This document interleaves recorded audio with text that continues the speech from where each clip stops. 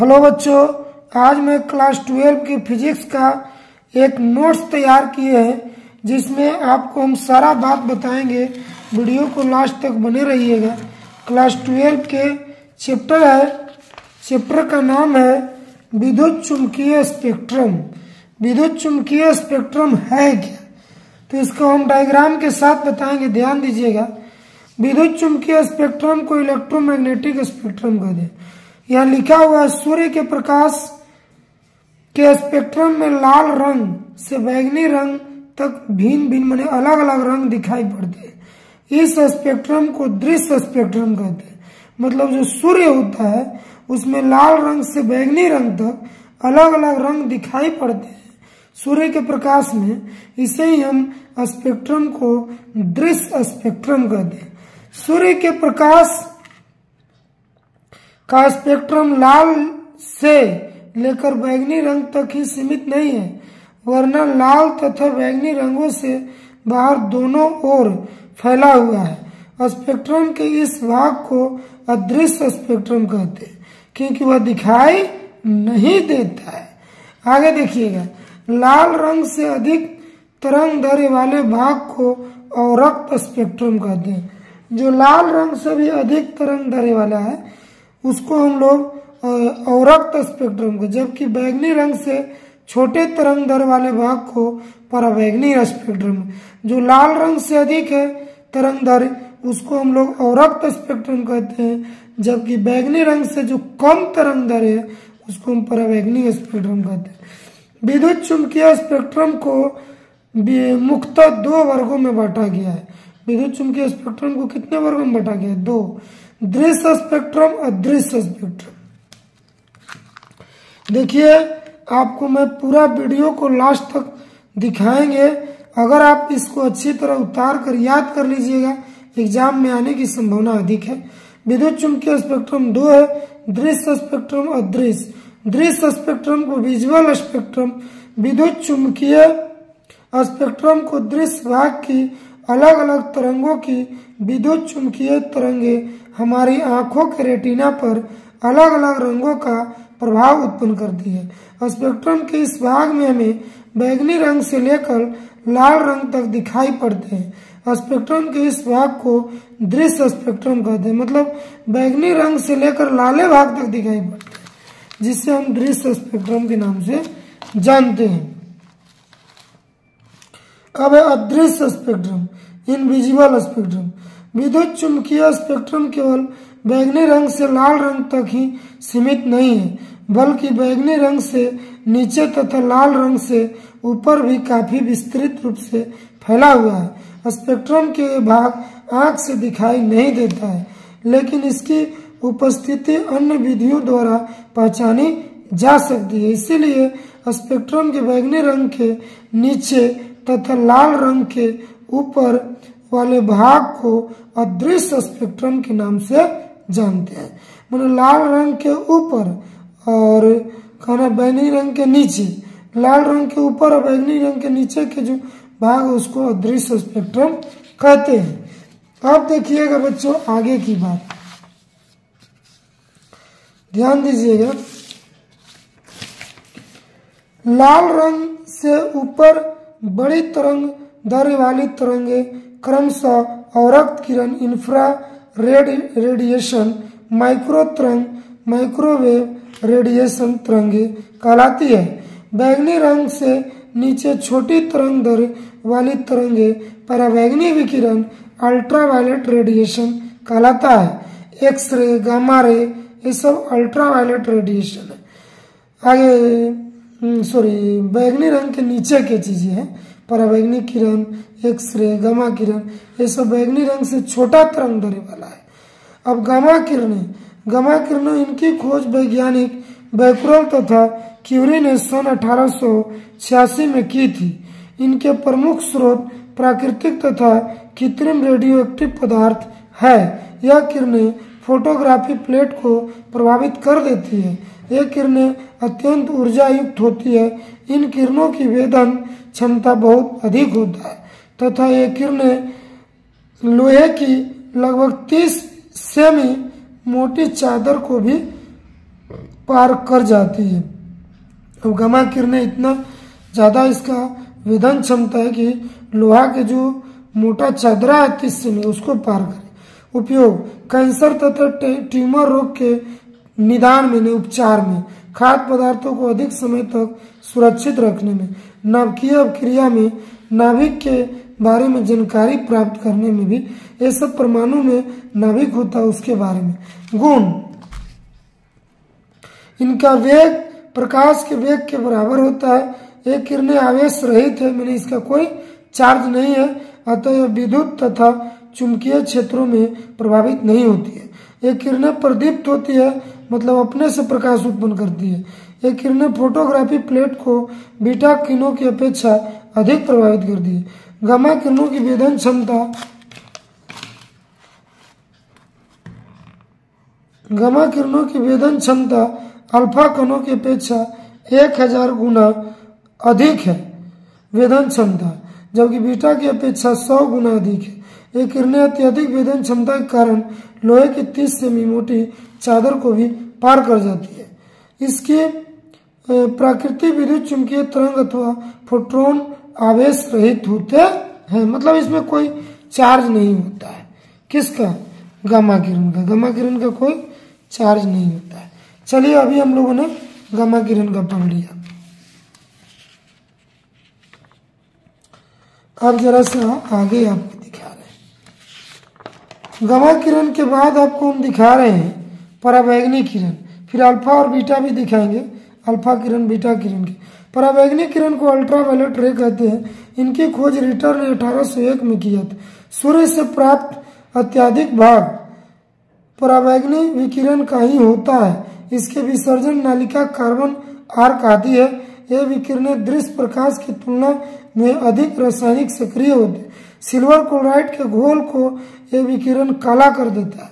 कांच इन विकिरणों को अवशोषित कर लेता है, लेकिन क्वार्ट्ज तथा फ्लोरोस्फोर में इसका कोई प्रभाव नहीं पड़ता है, परंपरागत कर देता है। अतः इन्हें अध्ययन के लिए कांच की बजाय क्वार्ट्ज और फ्लोरोस्फोर के प्रिज्म का उपयोग में लाते हैं तथा पराबैंगनी किरण देते हैं। मतलब कहने का मतलब है कि क्वार्ट्ज और फ्लोर से के प्रिज्म से ही पराबैंगनी किरण को उत्पन्न किया जाता है। अब आगे बात है, पराबैंगनी किरण देने वाला लैंप को बल्ब कांच के बजाय क्वार्ट्ज के बनाए जाते हैं। कहने का मतलब है कि जो पराबैंगनी किरण जो उत्पन्न करता है लैंप, उसका जो ग्लास है क्वार्ट्ज का होता है, कांच का नहीं। पराबैंगनी किरण का उपयोग खाद्य पदार्थों की संरक्षण में, मतलब बचाव में, उंगली की ची आदि की जांच करने में, अनेक रोग के कीटाणुओं को नाश करने में, सर्जिकल उपकरण की सफाई करने में, आणविक संरचना के अध्ययन में, खनिज सैंपल की जांच में। अब एक्सरे किरण की है। देखिएगा, हम कोशिश करेंगे कि वीडियो को कम समय में ही खत्म कर दें। अब है एक्स किरण। एक्स किरण इनकी खोज वैज्ञानिक रोएंटजन ने 1895 में किया था।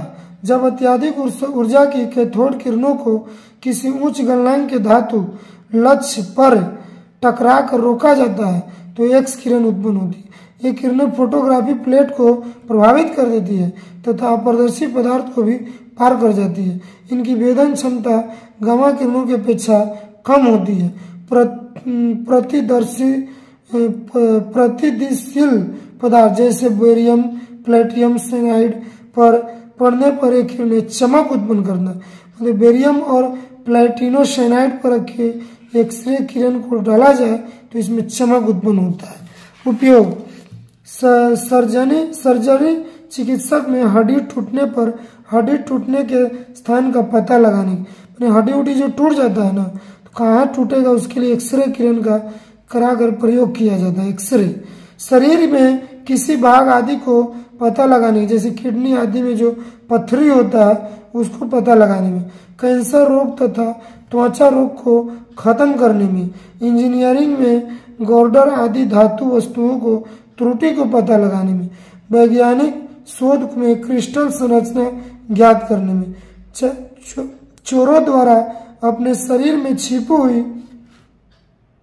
मूल्यवान वस्तु का पता लगाने के, चोर लोग अपने शरीर में कुछ कुछ ऐसे कीमती चीज होते हैं वो छिपा के रखते हैं, वो उसके पता लगाने में।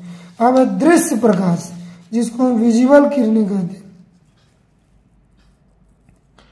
हैं। दृश्य प्रकाश को विजुअल लाइट, इसकी अध्ययन सर्वप्रथम न्यूटन ने 1866 में किया था। बैगनी रंग के प्रकाश की तरंग दर सबसे छोटी तथा लाल रंग के प्रकाश की तरंग दर सबसे बड़ी होती है। वस्तुओं के श्वेत तप्त होकर चमकने पर दृश्य प्रकाश प्राप्त होती है। दृश्य प्रकाश की उपस्थिति में ही अन्य वस्तुओं को देखी जा सकती है। विद्युत बल्ब, सोडियम लैंप में दृश्य प्रकाश होती है। जैसे बल्ब घर में होता है ना, उसमें दृश्य प्रकाश विजुअल लाइट प्राप्त होता है। इसका खोज न्यूटन ने 1866 में किया। दृश्य प्रकाश का मुख्य उपयोग आप आसपास की वस्तु को देखने में करते हैं। अवरक्त किरण, इंफ्रारेड रेडिएशन, इनका आविष्कार वैज्ञानिक हर्शल ने 1800 ईस्वी में किया था। कोई भी वस्तु गर्म होने पर अवरक्त विकिरण उत्सर्जित करता है। इसमें ऊष्मीय प्रभाव सबसे अधिक होता है। कांच इन विकिरणों को अवशोषित कर लेता है। इन विकिरणों के अध्ययन के लिए कांच के प्रिज्म के बजाय साधारण नमक के प्रिज्म का उपयोग करते हैं। इन विकिरणों में ऊष्मीय प्रभाव बहुत अधिक होता है। ये विकिरणों की तरंग दर अधिक होती है। ये विकिरण फोटोग्राफी प्लेट को प्रभावित नहीं करता है। ये किरणें कुहारे में भी अधिक दूरी तक जा सकते। कुहासा में अवरक्त किरण का उपयोग रोगियों के सेकाई में, जिसको ठंडा उंडा ज्यादा मार देगा तो उसको सेकाई करने में अवरक्त किरण। उपग्रह को सोलर सेल इत्यादि की सहायता से विद्युत ऊर्जा प्राप्त करने में। रात में फोटो खींचने में, रात में अगर फोटो खींचना है तो अवरक्त किरण, अवरक्त किरण का उपयोग। कुहारे के में संकेत एक स्थान से दूसरे स्थान भेजने में। ग्रीन हाउस में पौधे को गर्म रखने में। सोलर कुकर तथा सोलर जल को उष्मक में। अवरक्त फोटोग्राफी द्वारा मौसम के बारे में पहले से सूचना देने में। अवरक्त और शोषक वर्णक्रम द्वारा आणविक संरचना के अध्ययन में भी अवरक्त किरण का उपयोग किया जाता है। अब हम आपको माइक्रो तरंग, एक पेज और है, ध्यान दीजिएगा। माइक्रो तरंग, इनका आविष्कार वैज्ञानिक हर्ट्ज ने 1888 में किया था। ये तरंगे स्फुलिंग विसर्जन अथवा मैग्नेट्रॉन बल्ब द्वारा उत्पन्न होते हैं। इसका उपयोग रडार एवं दूरसंचार में, माइक्रो तरंग ओवन में, चूल्हा में एक खाद्य पदार्थों को पकाने में भी किया। रेडियो तरंग, इनका खोज सर्वप्रथम वैज्ञानिक मार्कोनी ने 1895 में किया था। इन्हें किसी विद्युत चालक के में उच्च आवृत्ति की प्रत्यावर्ती धारा के प्रवाह द्वारा उत्पन्न किया जाता है। बेतार तरंगे भी कह सकते हैं। रेडियो तरंग का वर्गीकरण, रेडियो तरंगों को दो वर्गों में बांटा गया, लघु रेडियो तरंग या हर्ट्ज तरंग। दीर्घ रेडियो तरंग बेतार। अब समझिए आगे अल्फा कण के गुण, ये इम्पोर्टेंट है। अल्फा कणों पर धन आवेश होता है। एक अल्फा कण पर 3.2 × 10⁻⁻19 कूलम धन आवेश उत्पन्न होता है, जो कि प्रोटॉन पर आवेश के ठीक दोगुना है। अल्फा कण का द्रव्यमान 6.645 × 10⁻⁻27 kg होता है, जो हीलियम के नाभिक के द्रव्यमान के बराबर है। जब हीलियम परमाणु से 2 इलेक्ट्रॉन निकल जाता है तो शेष हीलियम अल्फा कण कहलाता है। यानी कि हीलियम में से 2 इलेक्ट्रॉन निकल जाएगा तो समझ जाना कि वो अल्फा कण बन गया। अल्फा कण धन आवेशित है, अतः विद्युत तथा चुंबकीय क्षेत्रों में विक्षेपित हो जाता है। इनका विक्षेपण बीटा कणों की अपेक्षा कम होता है, जो यह बतलाता है कि अल्फा कण बीटा कण की अपेक्षा भारी है। अल्फा कणों का वेग प्रकाश के वेग का 1/10वें भाग से कुछ कम होता है। अलग अलग तत्वों से उत्सर्जन अल्फा कणों का वेग अलग अलग होता है, परंतु एक ही तत्वों से उत्सर्जन सभी अल्फा कण के समान होते हैं। जब अल्फा कण किसी गैस में से होकर गुजरता है तो उस आयनीकरण हो जाता, चार्ज बन जाता है। अल्फा कण की वेदन क्षमता बहुत कम है। अल्फा कण फोटोग्राफी प्लेट के हल्का सा प्रभावित करता है। अल्फा कण शरीर को झुलसा देता है तो हानिकारक भी है। अल्फा कण अबरक अथवा सोने की पन्नी में से गुजरने पर प्रकीर्णन हो जाता, फैल जाता है। बीटा कण के गुण, बीटा कणों पर कण ऋण आवेश होता है, अल्फा पर प्लस, बीटा पर ऋण। बीटा कण ऋण आवेशित होता है, अतः विद्युत तथा चुंबकीय क्षेत्र में विक्षेपित हो जाते हैं। बीटा कणों की प्रसरण निश्चित होता है। बीटा कण की वेदन क्षमता अल्फा की अपेक्षा 100 गुनी अधिक और गामा की अपेक्षा 1/100 गुनी अधिक है। बीटा कण फोटोग्राफी प्लेट को अल्फा की अपेक्षा थोड़ा कम प्रभावित करता है। यह कण उच्च गलनांक वाली वस्तुओं पर डालने पर एक्सरे किरण उत्पन्न कर देता है। बीटा किरण एक्सरे किरण भी उत्पन्न करता है। गामा किरण के गुण, इनका वेदन क्षमता प्रकाश के बराबर है। ये किरणें आवेश रही कि मन इस पर कोई चार्ज नहीं है, अतः विद्युत और चुंबकीय क्षेत्र से प्रभावित नहीं होती है। ये किरणें प्रदीप्त उत्पन्न करती है। ये किरणें फोटोग्राफी प्लेट को बीटा कणों की अपेक्षा अधिक प्रभावित करती है। ये किरणें गैस में आयनीकरण करती है, परंतु इनकी आयनीकरण क्षमता अल्फा की अपेक्षा 1/1000 गुना अधिक और बीटा की अपेक्षा 1/100 गुना अधिक। गामा किरण की वेदन क्षमता अल्फा कणों की अपेक्षा 1000 गुना अधिक और बीटा की अपेक्षा 100 गुना अधिक। इनकी वेदन क्षमता अत्यधिक होने के कारण 30 सेमी मोटी लोहे चादर को भी पार कर जाती। तो आप चाहें तो अल्फा बीटा गामा में अंतर भी याद कर सकते हैं। आपको अगर वीडियो पसंद आए तो लाइक कीजिए, सब्सक्राइब कीजिए और दोस्तों तक पहुंचाइए ताकि इसका लाभ अधिक से अधिक लोग उठा सके। धन्यवाद।